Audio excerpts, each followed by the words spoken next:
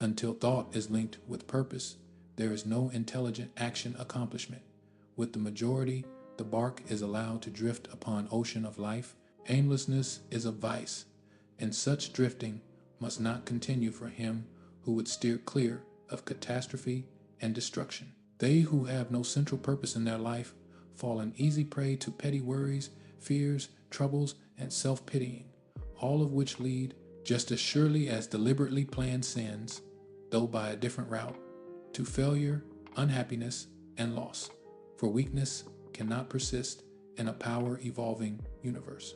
A man should conceive of a legitimate purpose in his heart and set out to accomplish it. He should make this purpose the centralizing point of his thoughts. It may take the form of a spiritual ideal, or it may be a worldly object according to his nature at the time being, but whichever it is, he should steadily focus his thought forces upon the object which he has set before him. He should make this purpose his supreme duty and should devote himself to its attainment, not allowing his thoughts to wander away into ephemeral fancies, longings, and imaginings.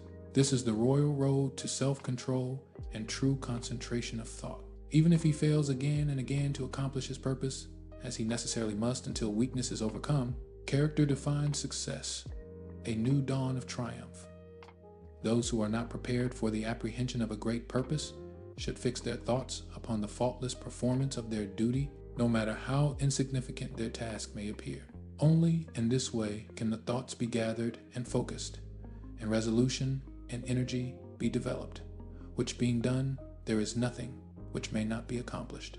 The weakest soul, knowing its own weakness and believing this truth, that strength can only be developed by effort and practice, will, thus believing, it begins, adding effort, strength, growing strong. As the physically weak man can make himself strong by careful and patient training, so the man of weak thoughts can make them strong by exercising himself in right thinking.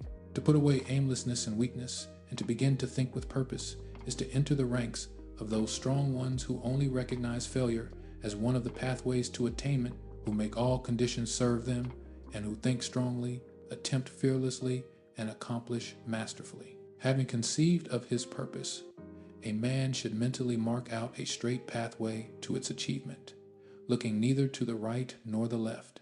Doubts and fears should be rigorously excluded.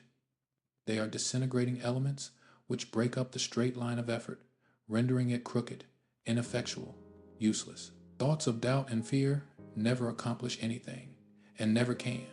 They always lead to failure. Purpose, energy, power to do, and all strong thoughts cease when doubt and fear creep in. The will to do springs from the knowledge that we can do.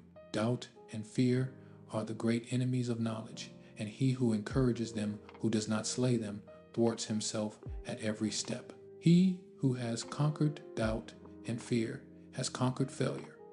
His every thought is allied with power, and all difficulties are bravely met and wisely overcome.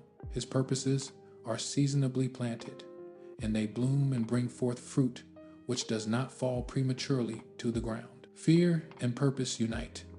A creative power emerges. Fluctuating sensations. He who does this has become the conscious and intelligent wielder of his mental powers.